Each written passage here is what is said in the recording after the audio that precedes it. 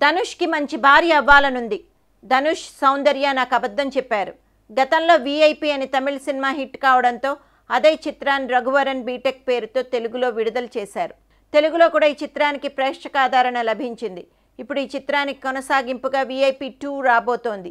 VIP సినిమాలో Dhanush, Amala Paul chemistry బాగా పండడంతో VIP 2లో కూడా ఆమెనే హీరోయిన్గా తీసుకున్నారు.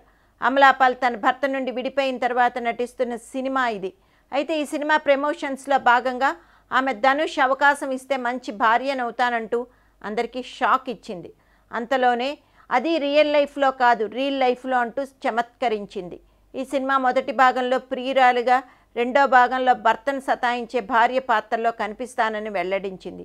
అయితే దీనికి కొనసాగింపుగా వీఐపీ 3 గనక తెరకెక్కిస్తే అందులోనైనా ధనుష్కి మంచి భార్యగా నటించాలనుందని తన మనసులో మాట చెప్పుకొచ్చింది. తమిళ నటుడు ధనుష్, దర్శకురాలు సౌందర్య నాకు అబద్ధం చెప్పారని, అందువల్లే తాను చాలా ఇబ్బంది పడ్డానని అన్నారు బాలీవుడ్ హీరోయిన్ కాజోల్. ధనుష్ హీరోగా నటించిన వీఐపీ 2లో కాజోల్ విలన్గా కనిపిస్తుండగా అందులో తన పాత్ర గురించి చెప్పిన ఆమెపై వ్యాఖ్యలు చేశారు. ఈ మూవీని చేయాలనుకున్నప్పుడు తనకు తమిళం రాదని చెప్పానని, కానీ తమిళంలో చాలా తక్కువగా ఉంటుందని వారు అబద్ధం చెప్పారని తెలిపింది. అయితే షూటింగ్ మొదలైన రోజు నుండే తనతో భారీ తమిళ్ డైలాగ్స్ చెప్పించారని చెప్పింది. అలా భారీ తమిళ్ డైలాగ్స్ చెప్పడం కాస్త ఇబ్బందిగానే అనిపించినా తన పాత్ర ఇంత బాగా రావడానికి కారణం వారేనని పేర్కొంది. ఈ మూవీ తనకు తప్పకుండా క్రేజ్ని తీసుకువస్తుందనే అభిప్రాయం వ్యక్తం చేసింది.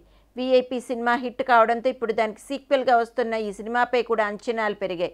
ఇటీవల విడుదలైన సినిమా ట్రైలర్ సైతం ప్రేక్షకులను విపరీతంగా ఆకట్టుకుంటోంది.